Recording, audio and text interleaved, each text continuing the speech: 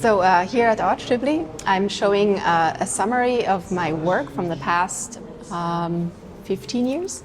I've been researching the color pink. I guess first it was a personal obsession, and at one point I decided to investigate the color a bit more in depth, socially, politically.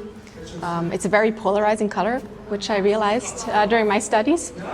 And here in this exhibition, you can see three parts of my work. The first part is probably the first 10 years, researching the color in the Western culture, how it impacts humans, society, the way we navigate. I'm standing in front of a work called the recycling art, Pretty in Pink.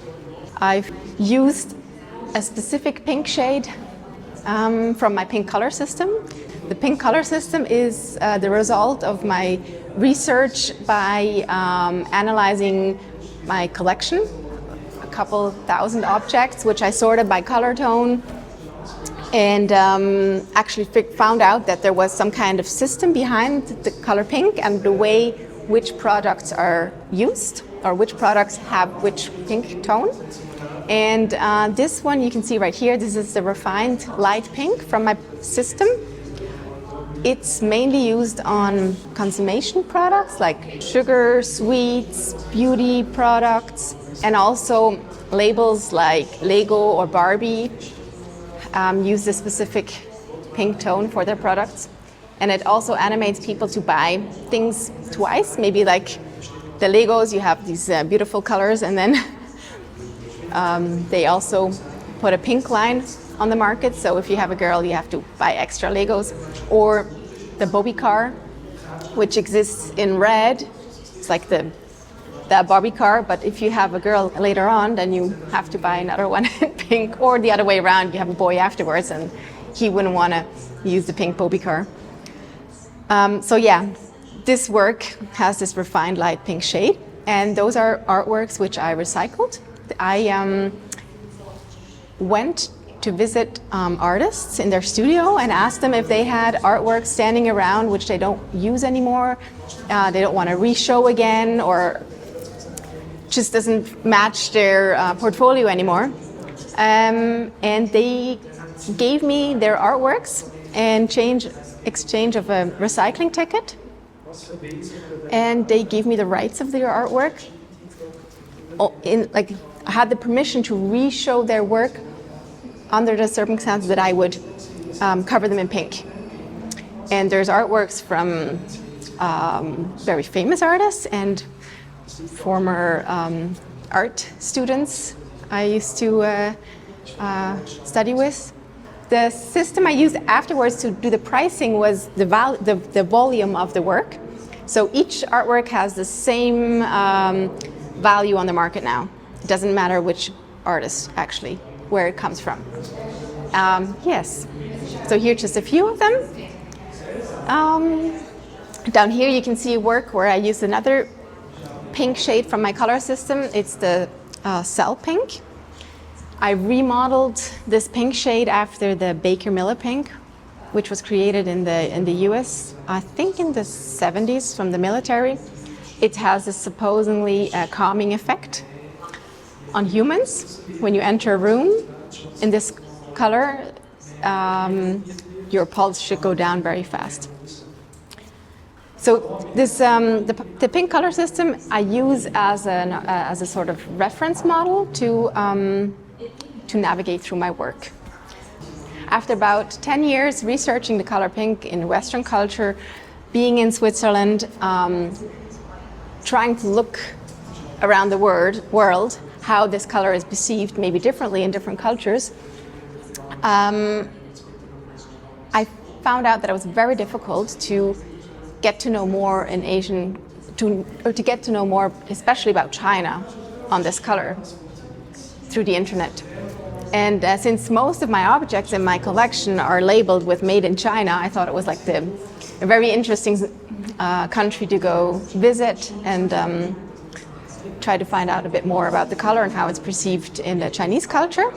And I was lucky enough that I was allowed to go with the Swatcher Peace Hotel, or I was allowed to visit the Swatcher Peace Hotel as an artist in residence for 6 months in 2018, where I guess the first 3 months I got there, I was a bit overwhelmed, and I used the color pink as a tool or as like a navigation through the city. So I went out and collected everything I could find or see on the color pink. The vitrine you can see here, those are objects which I found or bought. I brought home from China after 6 months in 5 suitcases and some packaging, where you can already see a sort of difference in the way the color is used. Here you probably wouldn't find any meat products or especially salty products in this color, because I guess we're used to having sweets packaged like that. I took about probably like 3,000 photographs.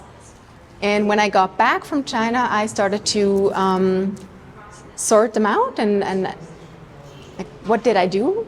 I did without any concept. I went through the city and just photographed what I found, what was pink. And I was able to divide my photographs, videos, audio into different categories. And the images you can see in the back are just a small extract out of the work. Those are images of the huge, construction sites where they put billboards. After coming back from China, I was able to add 2 more pink shades to my pink color system, the silent pink and peach pink. And they're based on the research I've done in China on Chinese language, on how you describe the color pink. And I realized that there was a difference to Western culture or to our language. And like, even if you look at the English language and the German language, if you talk about pink, you would talk probably of a different pink shade. This would probably be more described as a rosé in German. In English, it's pink. And in China, it varies a bit more. For example, there is not a single character to describe the color. They always put 2 characters together, which is very common. But there is no character standing on its own that describes the color. So it's red, powder, or peach red, which describes the color pink. And I found this very bright pink pot of color, and it was described as peach pink, translated into English. And for me, a peach pink color is a very, very, very light color, and in the Chinese, the peach pink was a very bright, almost neon color.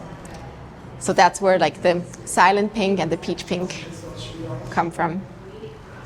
Yes, and after 2018, I got back. I was allowed to exhibit my works in 2021 in Kunstraum Baden.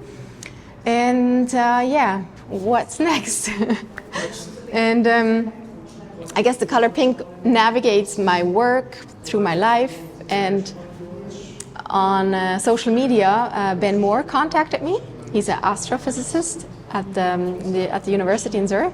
And he sent me this image of a nebula, the Orion Nebula, which he photographed from Davos and said, hey, did you know pink exists in the universe? And at the same time, in the same timeline, Nadine Friedl, a friend of mine, she's an expert or a technology enthusiast, asked me if I would want to do some work together with her. And somehow and she loves the color pink, and her website is full of female astronauts. So I thought somehow this works together, and we started to create this new body of work about the color pink in the universe. It started with this image from Ben Moore, It's not hanging in this exhibition. It's an original image from the Orion Nebula. You can see it over here, but this is the artificial intelligence version of this nebula. So the color pink exists in these gas clouds in the universe. And after a while, Ben came up, hey, did you know there's actually a pink planet? 57 light years from us. It's called GJ504b. And yeah, Nadine and I, we were very excited. We started to use artificial intelligence to recreate this planet and the way maybe life would look like on a planet like that. After a while, Ben's like, but you knew it was a gas planet? So we had to, yeah, it was fun playing around with these pink landscapes. But yeah, so we started to do research on how would life look like on a gas planet, a pink gas planet. And we asked ChatGPT what features does a species need to survive on a gas planet. And it came up with a couple of different species which actually exist on Earth. So we recreated them with AI and then took the background away in Photoshop and put them back into an AI tool, Midjourney, and blended them together. So what you see here are potential species which could survive on or would potentially live on a gas planet like the GJ504b.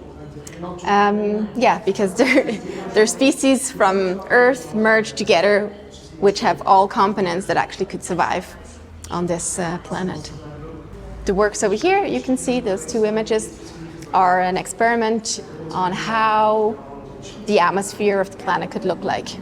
It's similar to Jupiter, and there's a lot of research already existing on the internet or through NASA. So we tried to recreate it through AI, how it could look like. And the interesting thing is, because AI only knows what we all already know, and it's very hard to create new things that don't exist. For example, the lightnings, they always went from top to bottom. And on a planet like GJ504b, where gravity plays a different role, or there is no gravity, I think, the lightning would not go from top to bottom, they would go everywhere. And every time I put it back into this AI tool, it would correct me and put it from top to down. I would change it in Photoshop again, put it back in, and it would go from top to bottom again. So we really, it was interesting to work with AI on this project and figuring out the limits where it can go. This is Mika. It's embodiment of AI for this project, and Mika tells us about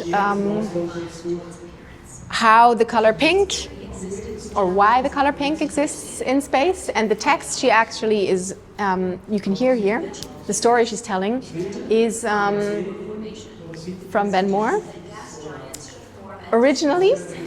And because it was very, very in-depth and very scientific, and it was hard to listen to for a longer time, we told ChatGPT how to do storytelling and made a story out of it. So this whole project is in collaboration with artificial intelligence. It's like a ping pong back and forth between Nadine and me, and then back to Ben. Is it really possible? He was like our scientific eye over this whole thing. Yeah. Virginis, a sun-like star. The universe is replete with exoplanets showcasing colors, ranging from deep dark blue and vibrant green to muted brown. But GJ504b breaks the mold with its signature pink hue, a captivating color likely resulting from the powerful, ultraviolet radiation of its host star. interacting with the hydrogen gas in its atmosphere. Combined with the planet's intrinsic heat, a warm 270 degrees centigrade retained from its birth 160 million years ago, GJ504b radiates with its iconic dull magenta glow.